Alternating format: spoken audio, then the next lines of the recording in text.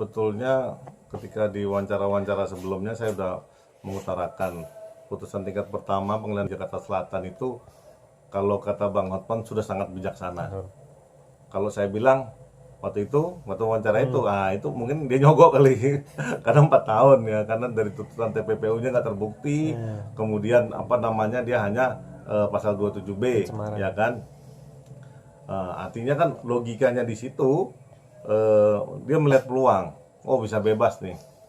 Tapi apa diduga, rupanya logikanya berpikir orang itu ya kan dengan logika hakim-hakim yang memutus berbeda antara langit dan bumi. Bahwa sebetulnya secara sah meyakinkan bahwa apa yang dituduhkan dan didakwakan dari jaksa penuntut umum dengan dakwaan kumulatif terbukti dua-duanya. Artinya dengan jelas si Niki melakukan TPPU. Artinya predikat krimnya dianggap betul. Dia memang memeras secara IT secara bersama-sama ya. Entah dia tuh turut serta atau apa ya, dia bahasanya begitu.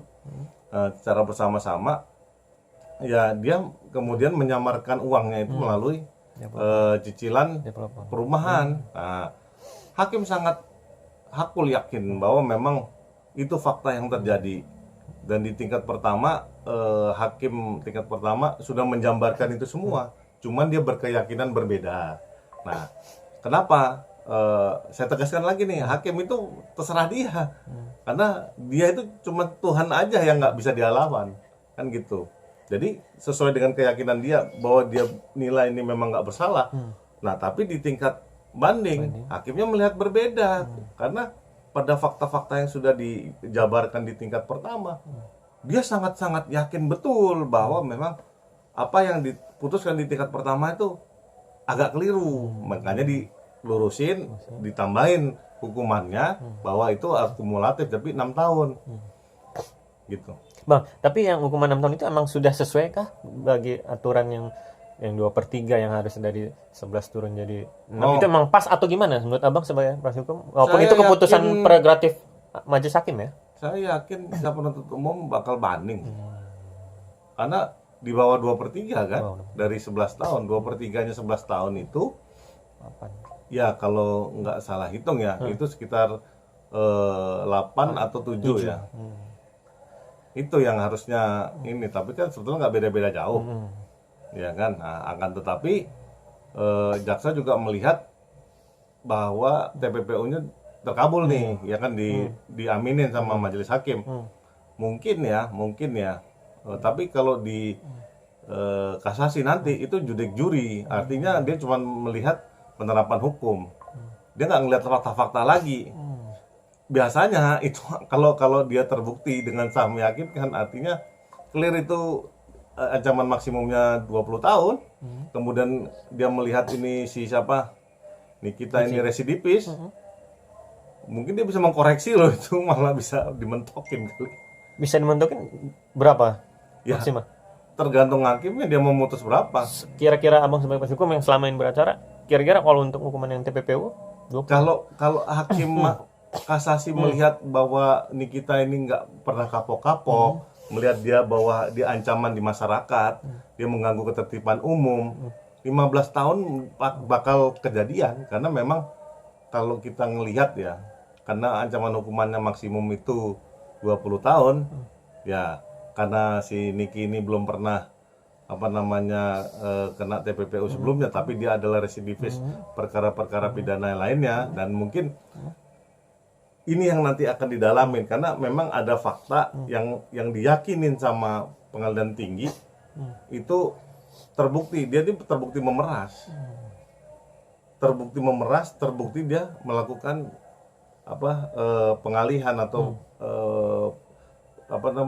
penyimpangan lah dia, supaya TPPU-nya itu disamarkan lah uangnya hasil pemerasan itu. Makanya otomatis judek juri nanti kalau misalnya kasasi ini kita tebak-tebak buah manggis ya, artinya tapi dengan metodologi yang benar dia akan menerapkan bahwa sebetulnya maksimumnya itu 20 tahun. Nah, melihat ini terbukti dari pertimbangannya itu kok cuma 6 tahun.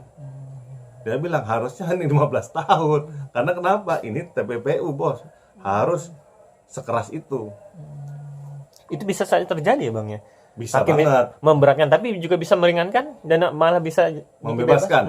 onslah. Sulit. Ya, karena ini bukan bukan judi fakti lagi di kasasi. Dia nggak ngeliat faktanya lagi. Jadi yang ngeliat fakta itu cuma tingkat pertama sama tingkat banding.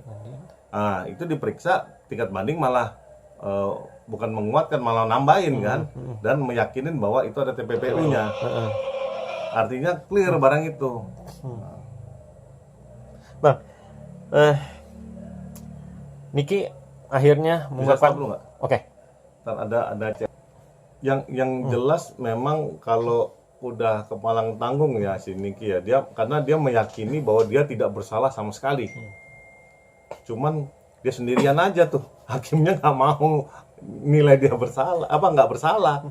Sorry ya, artinya 3 hakim di pengadilan negeri dan 3 hakim di pengadilan banding nggak sependapat sama kamu, Niki dan tim PH-nya ya. Mohon maaf, ide mana itu gitu loh.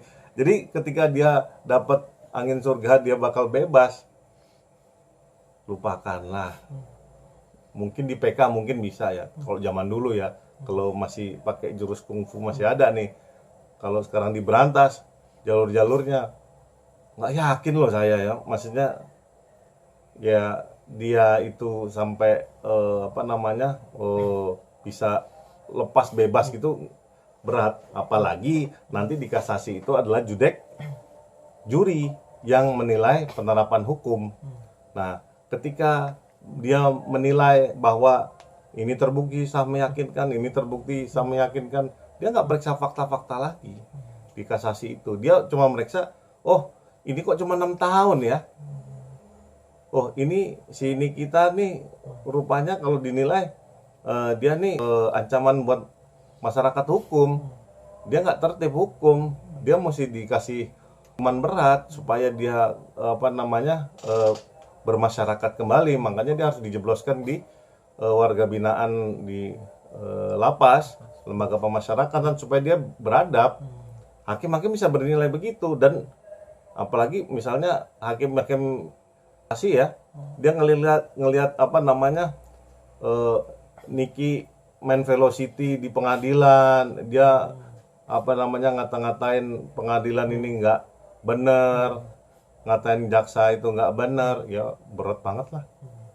Bang, oke, terkait tadi perkataan Bang, yang akhirnya juga Niki mengungkapkan kekecewaannya lewat IG-nya, itu lewat story-nya, yaitu entah ditulis oleh asisten atau siapalah, dia mengungkapkan bahwa mau ganti presiden siapapun dan berapapun, hukum di Indonesia bobrok dan penegak hukum di Indonesia bisa disogok atau bisa disuap.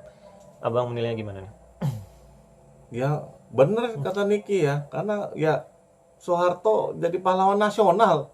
Saya nggak kaget apa yang diharapkan dari pemerintahan ini ketika Soeharto yang guru besar korupsi itu jadi pahlawan nasional. Ketika ada yang komplain soal hukum harus tegak, ketika ini harus adil, ketika semuanya harus beres, ketika bencana itu akan ditanggulangi dengan baik, itu mimpi, udah jauh dari kenyataan. Karena this is the new low, very very low. Ini udah paling titik nadir paling rendah, udah nggak ada lagi nih. Jadi ketika kita berharap pemerintahan ini akan membawa satu angin segar atau apapun itu, ya benar kata Niki, mau ganti siapapun ya nggak mungkin juga gitu.